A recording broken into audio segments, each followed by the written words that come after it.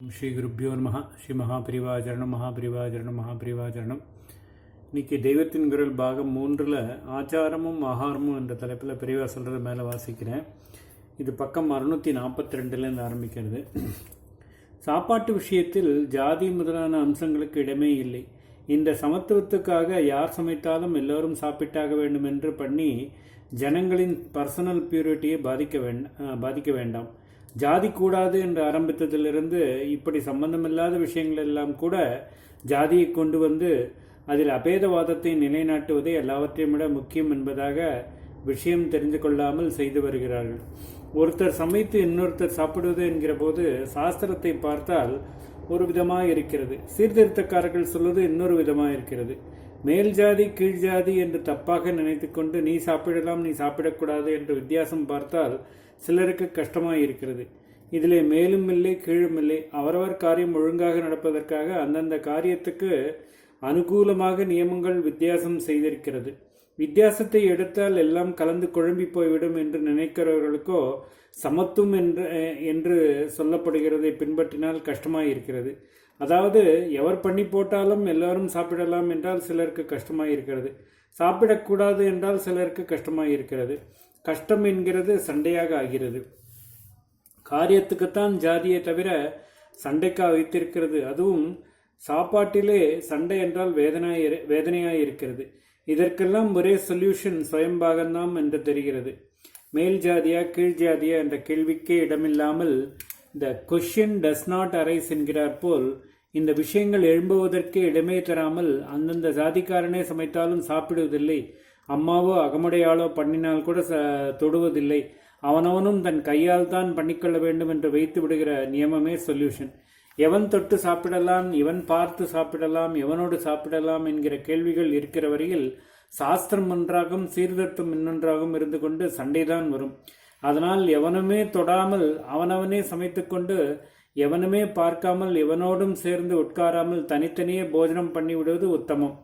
காகம் கரைந்துண்ண கண்டீர் என்கிறார் போல் சேர்ந்து சாப்பிட வேண்டும் என்றிருந்தால் பழங்கள் பானங்கள் சேர்த்து சாப்பிடலாம். மற்றவர்கள் சமைத்துக்கொள்ள உணவு பண்டங்களாக கொடுப்பதே விருந்து உபச்சாரம்தான். அப்படி பண்ணலாம். இதுவரை தட்சிணத்தில் நம்மை விட கடும் குலாச்சாரம் உள்ளவர்களின் கையில் அல்லது பர்சனலாக நம்மை விட சுத்தமானவர்களின் கையிலிருந்து வாங்கி சாப்பிடலாம் என்று இருந்து வந்திருக்கிறது. வடக்கேயோ இதுவும் கூடாது. கிசான் அதாவது குடியானவன் ஆனாலும் பண்டிட்டானாலும் அவனவனே சமைத்துக் கொள்ள வேண்டும் என்று வைத்துக் கொண்டிருக்கிறார்கள். இதிலேயும் ஒரு நல்ல அம்சம் இருக்கிறது. நம்மை விட சுத்தர்கள் கையில் சாப்பிடலாம் என்பதனாலேயே நாம் அவளுக்கு சுத்தியாவதற்கு பிரயத்னப்படாமலே இருந்து கொண்டிருக்கலாம் என்பதற்கும் இடம் கொடுத்து போகிறது. ஸ்வயம்பாகம் என்று வைத்து நம்முடைய அசுத்தி நாமே பண்ணிக்கொள்கிற சாப்பாட்டினால் நமக்குள் மேலே மேலே போய்கொண்டிருக்கிற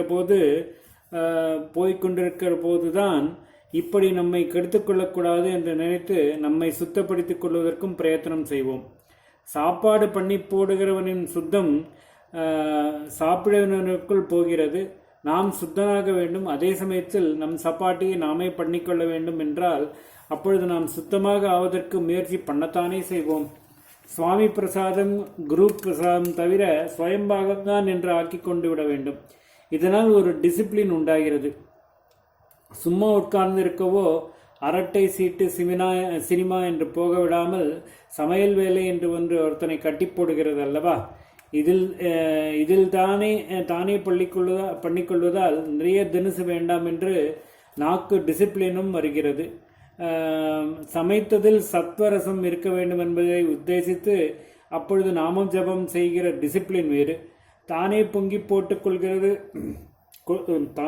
போட்டுக்கொள்வது என்கிற அல்பமாக தோன்றுகிற தர்மாச்சாரத்துக்கு இத்தனை நல்ல பலன்கள். எப்படி கற்றுக்கொள்வது என்று புருஷர்களாக பிறந்தவர்கள் பிரமிக்க வேண்டியதில்லை. இப்படித்தான் இருக்கணும் என்ற எண்ணம் வந்துவிட்டால் ஈஸியாக கற்றுக்கொண்டு விடலாம். பொம்நாட்டி குழந்தைகள் சூட்டிகாயாக இருந்தால் அரைத்து கரைத்து இத்தனை தினசோடும் சமைப்பதற்கு 12 வயசுக்குள் கற்றுக்கொண்டு விடவில்லையா? வெரைட்டி இல்லாமல் சிம்பிளாக ஒரு சப்பாத்தி அல்லது ஒரு பொங்கல் ஒரு தயிர் என்று ஆகாரத்தை ஆக்கி கொண்டு விட்டால் 4 நாளில் கற்றுக்கொண்டு விடலாம். என் அபிப்பிராயம் 15 நிமிஷத்தில் தயாரிக்கக்கூடியதாக ஏதாவது ஒரு சிம்பிள் ஆகாரத்தை புருஷர்கள் அத்தனை பேரும் தெரிந்து கொண்டு தாங்களே அதை பண்ணி போட்டுக்கொண்டு சாப்பிட வேண்டும் என்பது. கல்வி திட்டத்தில் சமையல் படிப்பு. ஜீவிக்கிறதுக்கு பேசிக்காக இருப்பது சாப்பாடு தானே. அதனால் இந்த ஸ்வயம்பாகத்துக்கு தான் பேசிக் எஜுகேஷனிலேயே, அடிப்படை கல்வியிலேயே முதலிடம் கொடுத்து ஆண் பெண் அனைவருக்கும் சமையல் அறிவை கொடுத்து விட வேண்டும். ஆமாம், சமய அறிவை கொடுக்கும்படியாக இப்போது இருக்கிற செக்யூலர் எஜுகேஷனை மாற்ற வேண்டும் என்கிற நான் தான் இப்பொழுது எல்லாவற்றுக்கும் முந்தி சமையல் அறிவை கொடுக்கணும், எல்லாரையும் சாப்பாட்டு ராமன் ஆக்கணும் என்கிறேன். ஆகாரத்தை பொறுத்துதான் குணங்களும் மனப்பான்மையும் உண்டாகிறதால் சமய ஞானத்தில் பிடிப்பு உண்டாவதற்கே சமையல் ஞானத்தை உண்டாக்க வேண்டியதாக இருக்கு. அதாவது சமய ஞானத்தில் பிடிப்பு உண்டாவதற்கே சமையல் ஞானத்தை உண்டாக்க வேண்டியதாகிறது. படிப்பிலே அடிப்படை 3 R's என்பார்கள்.